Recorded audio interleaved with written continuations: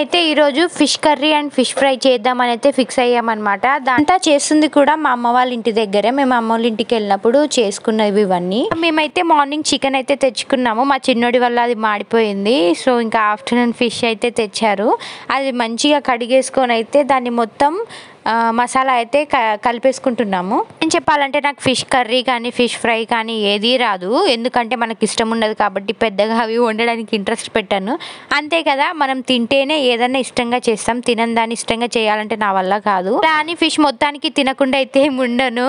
మంచిగా వండి పెడితే తిని పెడతాను. డాడీకి అయితే ఫిష్ చాలా ఇష్టం, కానీ కరెక్ట్గా వండి పెట్టే వాళ్ళే ఉండరనమాట. నాకు కరెక్ట్గా రాదు. యూట్యూబ్లో చూస్ చేసినా సెట్ అవుతుందో లేదో కూడా తెలియదు. ఆయన ట్రై చేశాను ఏదోలా. అన్నయ్యకి నాకు ఫిష్ కర్రీ అంటే ఇష్టం ఉండదు, ఫిషెస్ అంటే ఇష్టం ఉండదు. ఎందుకో రీజన్ చెప్పాలా, అందులో ముళ్ళులు ఉంటాయి కాబట్టి పెద్దగా తినలేము, తినాలని కూడా అనిపించేది కాబట్టి. కానీ మా అన్నయ్య తినడం నేర్చుకున్నారు, నేనే ఇంకా నేర్చుకోలేదు. ఏదో మా వారి దయ వల్ల అప్పుడప్పుడు తింటానన్నమాట, తిడతారు కాబట్టి. ఇప్పుడైతే ఫిష్ మొత్తం మంచిగా వాష్ చేసుకున్న తర్వాత అందులో మసాలా అన్ని కలిపేసుకుంటున్నాం అనమాట. ఉప్పు, పసుపు, కారం, అల్లం వెల్లుల్లి పేస్ట్, ఫిష్ మసాలా, ఆయిల్ ఇదంతా కూడా వేసుకొని మంచిగా కలిపేసుకొని మ్యాగ్నేట్ చేసుకోవాలి కొంచెం సేపు.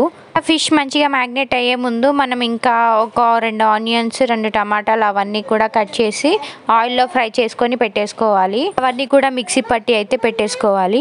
నిజం చెప్పనా, ఇలా ఇంకోసారి ఎప్పుడు ట్రై చేయకండి నేను చెప్పినట్టయితే. ఎందుకు చెప్పనా, కర్రీ అయితే అస్సలు బాగా రాలేదు. మా డాడీ ఎంత ఇష్టంగా తెచ్చారో తిందామని అంత నోరు కొట్టేటట్టు చేసేసానమాట. ఈ ప్రయోగాలు చేస్తే ఇలాగే ఉంటుంది కదా.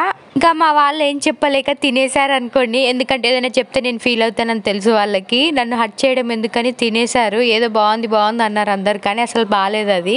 ఇంతైనా ఇలాంటి ప్రయోగాలన్నీ అమ్మోళ్ళ ఇంటికాడే చేయగలం, అక్కడ కాకపోతే ఇంకేటి చేస్తాం చెప్పండి, నిజమే కదా. ఇంకా ఎలానో అలా మా వాళ్ళందరూ ఆ టైంకి ఫుడ్ అయితే కంప్లీట్ చేసేసారు. ఇంకా ఈవినింగ్ అయిపోయింది. మేము రిటర్న్ ఇంటికి అయితే వద్దాం అనుకున్నాము. అప్పుడే మా డాడీ అయితే తలకాయ కూర అయితే తీసుకొని వచ్చారు. అది మా మమ్మీ చేశారనమాట. చాలా బాగా కుదిరింది. ఆ వీడియో అయితే క్యాప్చర్ చేయలేదు నేను. ఇంకా కడుపు నిండా తిని రిటర్న్ అయితే అయిపోయాము. రిటర్న్ వచ్చేటప్పుడు మా అమ్మ నాకు ఏమేమి పెట్టించింది అనేది నెక్స్ట్ వీడియోలో అయితే పెడతాను. వెళ్ళినప్పుడల్లా మూట అయితే కట్టి పంపిస్తూ ఉంటుందన్నమాట. స్కిప్ చేయకుండా నెక్స్ట్ వీడియో అయితే చూసేయండి. Thank you for watching. Bye.